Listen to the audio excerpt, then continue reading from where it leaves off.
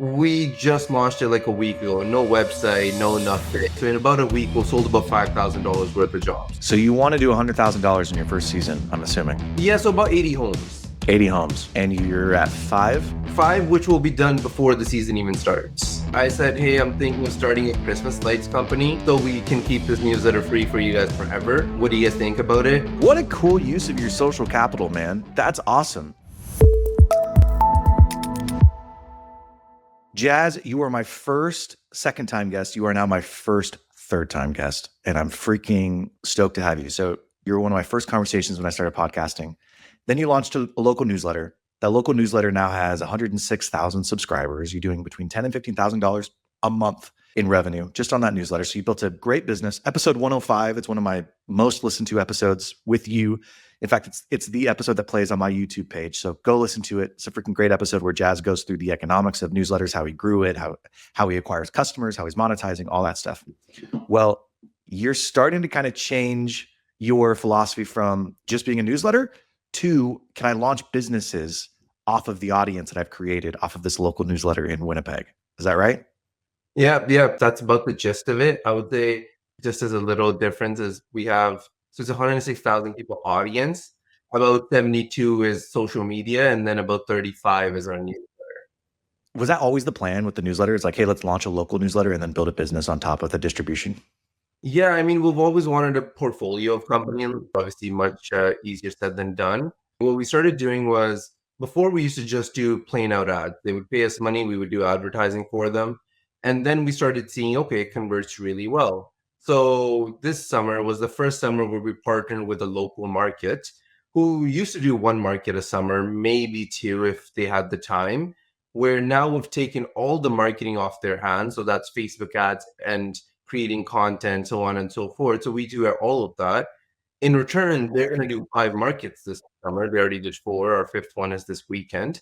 And in return, they're going to do 5 markets where a 30-70 profit split with them, right? So we make money when they make money. You know, they handle all the logistics, talking to vendors, collecting payments, talking to the mall, the location, the permits, insurance, A to Z. And all we're doing is we're the marketing partner for them. But we come in Do with the marketing arm. Yeah. So basically that's what we've done. And that's ideally what we would like to do with future businesses, whether it's acquiring equity or getting equity in return of our audience. And yeah. So of all the businesses that you could have chosen, after you proved the model of, okay, cool, we've got an audience, we've got distribution. I did this market thing where somebody else did 100% of the fulfillment. I just did the marketing. Of all the businesses you could have chosen after that experience, what business did you choose, Jazz? I ended up choosing the holiday Christmas lighting. Why the freak would you choose holiday Christmas lighting after that experience? Tell me about it. Yeah, I mean, especially in a place where it's like minus 40 in the winters, you know? Not the best place to be outside in the winter, then for sure. But my thought process behind it was pretty simple. It was, I wanted a seasonal business because if it didn't work out, I wanted to shut it down. Second thing was, the high LTV part. Third was I needed something that I can piggyback off of my audience. So 70% of our audience is females, women, right? If I went with, especially, let's say, HVAC, plumbing or something, first, I didn't have the certifications for it, right? And for those, like, I feel like generally the guy is the one making that decision. So I wanted a type of business that the female was the main kind of decision maker in it. And so lighting was the one that we kind of ended up, that's why I got with. Well, I mean, I'll give the pros as well. The pro side of lighting is a lot of cash collected in a very short period of time. You have a setup cost. It's hot and heavy for a short window, but then really nothing for the rest of the year. If you do it right and you're targeting high income neighborhoods, you can make, I mean, do you know who Ann McGinty is? No. So I just had her on for the second time on my podcast, but she started a seasonal Christmas lighting business 10 years ago. In her first year, she did 150 grand, and like it was an 8-figure business by the time she sold it. So she loves that business. I think that's a great business. So like there's a bunch of pros to it, but why decide to actually do the business itself? Like why not just be the marketing arm for a seasonal Christmas lighting business? Yeah, so I mean, we were very, well, okay, first thing first, in Winnipeg, there is no one actual brand behind Christmas lighting. So I was like, okay, that's a big kind of gap in the market. I mean, you can also, there might be a con that there's just not enough business here. which I don't think is the case for a million people city. There was not a specific company that just had a brand around Christmas lighting. It was like lawn maintenance companies doing Christmas lightings in their off season just to like, I guess, keep their workers hired through the winter and stuff like that. So that's why we started to, I was like, okay, there's a gap Interesting. in the market, right? And then the second thing was we can easily keep getting sponsors, right, for the newsletter. Like we'll probably charge $10,000-$15,000 for the full year to us annual sponsor of ours. The downside to that, unfortunately, was that we can't just go and acquire equity in these companies, right? Like we need to almost prove out the fact that hey, we can deliver value if we come on as a advertising partner, right? So I was like, you know what, I'm going to start this business. It'll also act as a case study for future partners, right? So let's say come second business, Yeah. let's say the portfolio, whether that's landscaping or any other company, right? Then they know that I've done this for my previous company already. So it's a lot easier. Oh, Jazz, this is so good. This is so freaking smart, man. You know what I love about this? You're bringing people along the journey with you. And this now is a perfect use case to build in public because you're going to go and sell other people and they're going to be like, well, I don't know. Can you actually sell? You're like, that's a great question. Check out this link. And it's just all your posts and it's showing very transparently what you did, how much revenue you generated, how many customers you got, what the LTV was, how much it cost to acquire them, et cetera. And it's no extra lift on your part because now you've already done all the work. Dude, that is very smart, my friend. That's awesome. Okay. So tell me, when did you launch the Christmas lights business? We just launched it like a week ago. No website, no nothing. Okay. Yeah. Tell me what you did. How did it launch? Yeah. So first thing we did is I had heard like Hormozi say to, I think, Sean about doing like a giveaway of some sorts, right? And doing a giveaway and then just using the leads that you get from them and just saying, hey, you didn't win the giveaway, but here's $100. Do you still want to get Christmas lights? So that's what we did. Reached out, got I think 7 or 8 leads from that. So wait. First of all, Sean and Hormozi said, I love that you're on a first name basis. He's talking about Sean Puri and Alex Hormozi. They just did an episode on My First Million where Sean interviewed him. Friggin' Jazz is on a first name basis. Apparently he and Alex Hormozi are thick as thieves. He says this is one of the marketing tactics. Offer a giveaway. Even if they don't get the giveaway, you then follow up and say, well, actually, would you be interested? But where did you place that? Was it on social media or did you go through your own newsletter? No, that was just on the newsletter. I said, hey, I'm thinking of starting a Christmas lights company so we can keep this newsletter free for you guys forever. What do you guys think about it? That's awesome. Had about 150 people say, yeah, we would love to do it.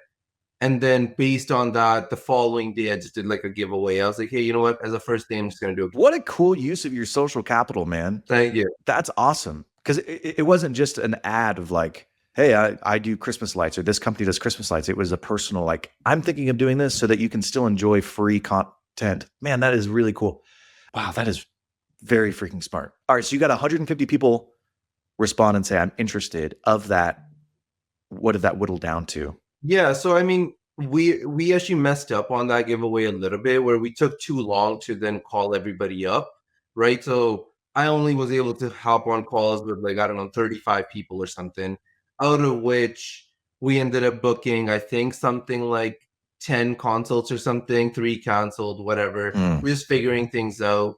And then 2 ended up booking for about like a job of $1,200-$1,300 each, which was terrible, right? And then following that, we ended up doing 2 more ads in the newsletter where we just said, hey, if you get Christmas lights done before October 7th, with the whole goal of just extending our season a little bit and getting the extra practice reps, then we'll give you $150 off.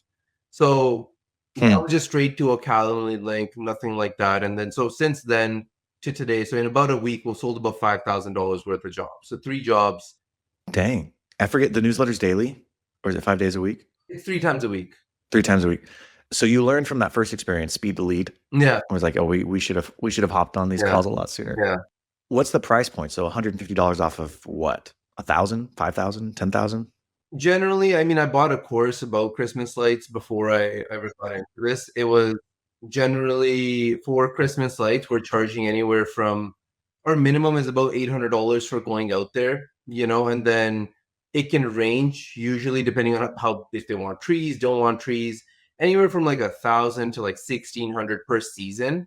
It's a leasing model. We're not selling the lights to them. We're leasing the lights to them.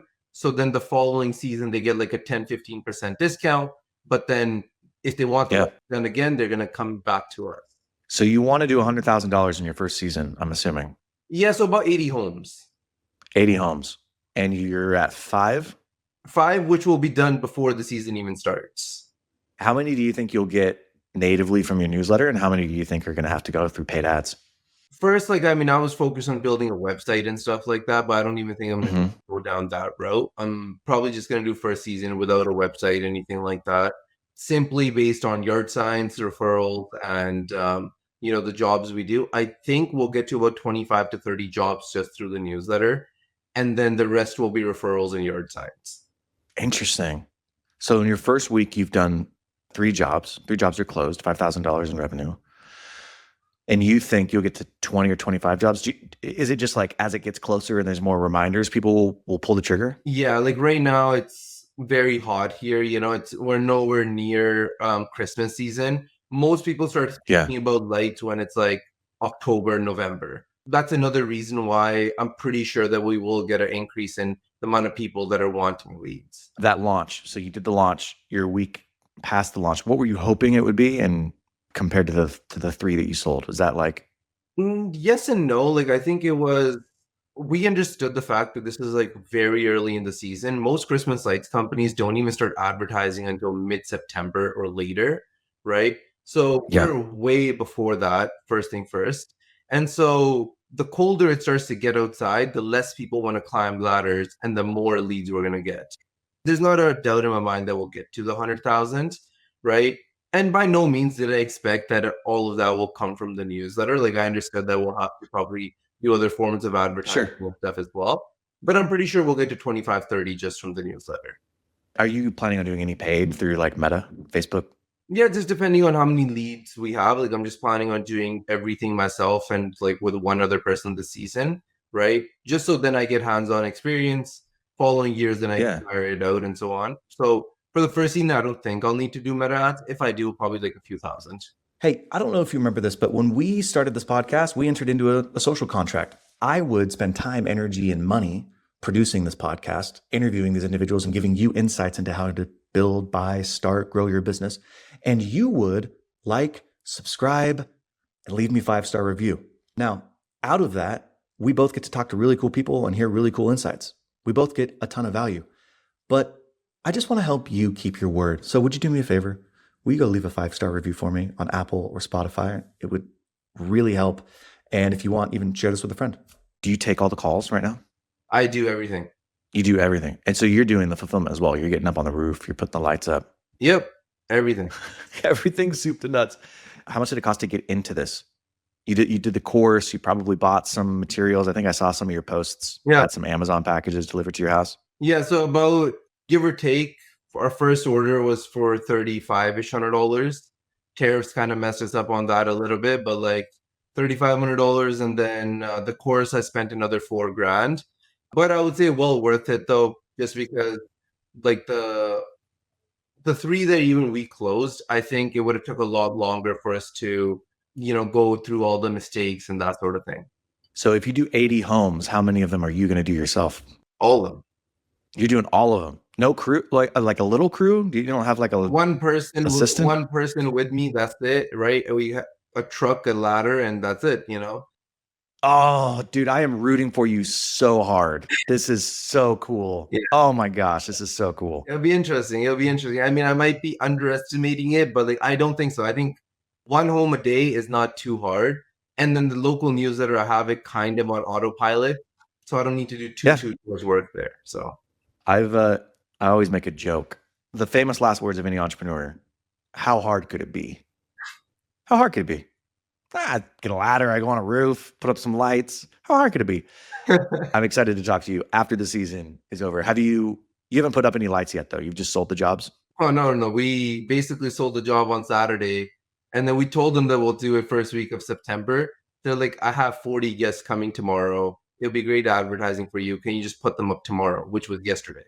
So we went and did the first show. Yeah. Good for you, man. Yeah. So 5,000. So your average ticket costs is about 1650. Yeah. Okay, 1600. Is that where you think your price point will end up? Higher, lower? I think trees add a lot to it. So if we just do roof lines, which are like the quickest thing to do, if we just do roof lines, then the average order value will be actually lower. So probably like 1,000, 1,200 or something. Any house that gets the trees done, it's going to double our average order value Yeah. just because those take just as much effort. Is the plan you're going to do this the first season, get some experience, and then hopefully do it again? Because it's seasonal, right? Like it seems like you kind of built in optionality for yourself. Yeah. So the idea is that we do this the first season. I do everything the first season. I have like a cousin of mine with me who's just going to be with me on all jobs. Ideally, I can just like get him to, do the more operations part come season two, which I think I should be able to, and then offer him whatever, some sort of vested equity or something. And then with the idea that then I can just handle the marketing and sales and everything come season two. If it goes poorly, you could also be like, I'm pulling the ripcord. Like we don't need to do this next year. Yeah, exactly. So if it goes poorly, we don't ever touch it again. What we are doing right now is I'm pretty sure it will go well, right? And then I think we should be able to do permanent lights the summer. So sometimes a lot of the customers or leads are saying, hey, well, we want permanent lights instead. So now we're actually kind of starting to upsell them into permanent lights already. So I'm kind of forcing myself to go start that business. So yeah. What are you the most nervous about? Obviously, this is a test to see if you can do one of these businesses, right? But you want to do this again with other businesses. So how are you kind of looking at this, finding the signal I through think the noise? execution, I think marketing and sales, I should be able to crush that. That's not the Okay. issue, I think, for us or the constraint by any means.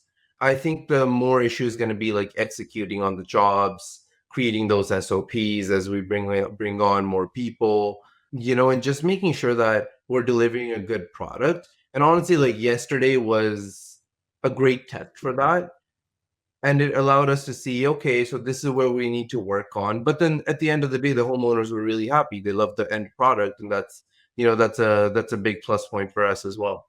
Yeah. Did they pay right then? Yeah, so we get, I know most people say 50% first and then 50% after the job is done. We got about 30% before the job, and then we got about 70% after the job was done. How do they pay? Yeah, I mean, we have an iPad jobber. Some people pay through check. They pay through e-transfer. Others pay through credit Okay. card. So it's like we take everything. And you said this is a leasing model. So basically you're buying the lights, you're putting them on the house, but then do you take them down and store them? Yep. So we take them down in January, store them, and the following year they're kind of incentivized to obviously go with us again. On average, I think a business like this has about an 85% like year-over-year repeat rate with their customers. So that's the model that we're also taking. And then if they don't end up, let's say, going with us, we're just going to unscrew all the bulbs that we applied for them and just use it for another job. So this will be a lot more profitable next year. Yeah. Although it won't be owner operator if you have somebody else who's doing the majority of the fulfillment. You'll be paying a team and a crew. So yeah, probably whatever margin you would have gained there is kind of eaten up. That makes sense to me. Dude, that's really interesting. What other businesses are on your radar to launch on top of the newsletter? Permanent lights. I am 1,000% sure we could crush it with that. It's not even a doubt in my mind because anyone that I've talked to Christmas lights about is interested in permanent lights. So basically what we're doing is we're telling what are permanent lights? I don't know what that is. It's the LED lights that go under your like the trim of the house, right? That you can change with like a remote control and things of that nature. Like they're just like year round. Yeah, they're just year round. It's like a strip of light basically, and then but the average, it's a one-time job, but the average order value is like 4 to 5x higher than Christmas lights, right? So Christmas lights over a year, whereas that's just a one-time job. But if I might charge 1,000 for Christmas lights, I'm going to charge 4 or 5 for that because it's not recurring. It's not recurring, yeah. And then I think I'm not sure exactly on how much it costs and stuff. That's something I'll get into come next spring. Yeah. How did you decide on lights? Did you survey your newsletter and they said, this is what we would buy from you? Or like, how did you decide, yep, this is the best thing to leverage my distribution? For me, it was seasonality was the biggest thing. I wanted something seasonal, especially because it snows so heavy here. I wanted something seasonal that if it doesn't work out, I can just get rid of it. That was like one of the biggest factors for me. And for me, it was like, okay, if it works, great. If it doesn't, that's okay as well. So seasonality was the biggest factor. Moving forward, is it always going to be seasonality? What's your other buy box criteria or whatever launch box criteria? Yeah, I mean, at the end of the day, for us, like we know home services will work because 75% of our readers are homeowners, right? So at the end of the day, we're just using the audience as a marketing platform, right? And technically, like it should work, and it's worked for other home services that are current advertisers as well. So a lot of the times, because we see into that data, we can exactly see, hey, we're getting this many leads for this client and so on and so forth, right? After this Christmas light stuff, I can just go to them and say, hey, either you're going to let us buy into your company or something along those lines, or we will just go with another company and they will be the exclusive advertiser for us, right? Yeah. So that's kind of the ultimatum that a lot of great advertisers will see eventually. Dude, I'm really excited to follow along because, like I said, you spoke the newsletter into existence, which is amazing to see you crush here. I think you're going to do the same thing with the Christmas lights business. I don't know if you'll do it again next year. Maybe you'll hate actually doing all of the fulfillment, but maybe I'm just excited. I think it's an exciting. I think it's definitely exciting, right? Like if it ends up working out, then I'm going to try and replicate it in other industries like landscaping and whatever and so on and so forth. But if it doesn't, that's totally fine too. We never talk about it again and we just go and start it. Yeah. That's true. That's true. We never talk about it again. Where's the best place for people to come find you? Yeah. So people can reach me at Twitter. Creating Jazz is kind of the username there. So they can find me there. Okay. That's awesome. I'm going to check back in with you at the end of the season. You're going to tell me how it went, or we'll never talk about this again. Amazing. Yeah. Perfect. It's one of two options. All right, man. Good luck. Thank you, brother. All right. Hopefully you liked that episode. And if you've made it this far, you're either really committed or you're stuck doing yard work and you can't actually skip on your phone. So while I have you, the show is growing, but I have a favor to ask of you. Will you please help me grow the show? I want to reach more people. There's a couple things that you can do. Like and subscribe is the simplest thing. Obviously, you want to get notifications for when the next episode is coming out. But if you go the next step, will you leave me a review?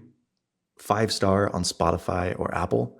What that does is it tells the algorithm that, oh, hey, this is a high value podcast because more people are leaving reviews for it, and it then pushes it out to more people. So that's why when people are like, will you like and subscribe and put a 5-star rating? It's not just to make themselves feel better. It's actually to get more exposure for the show. So if you do that for me, I would greatly appreciate it. And I'll see you next time.